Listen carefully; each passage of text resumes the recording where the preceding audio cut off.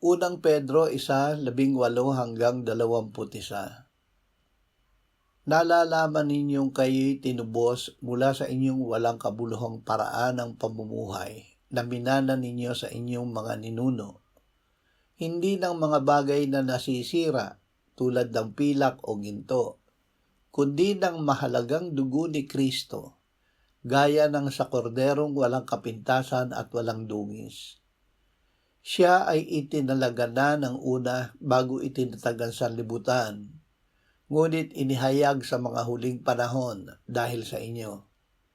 Sa pamamagitan niya ay nanampalataya kayo sa Diyos, na bumuhay sa Kanya mula sa mga patay at sa Kanya ay nagbigay ng kaluwalhatian, kaya't ang inyong pananampalataya at pag-asa ay nakatuon sa Diyos.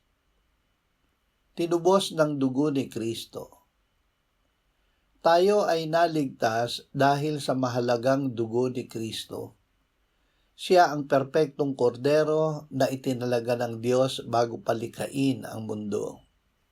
Tinubos niya tayo hindi sa pamamagitan ng mga bagay na lumilipas o nasisira gaya ng pilak at ginto, kundi sa pamamagitan ng kanyang buhay upang palayain tayo sa ating dating walang kabuluhang pamumuhay. Dahil binuhay siyang muli ng Diyos at binigyan ng kaluwalhatian, ang ating pananampalataya at pag-asa ay may matatag na pundasyon at tanging sa Diyos lamang nakatuon. Sa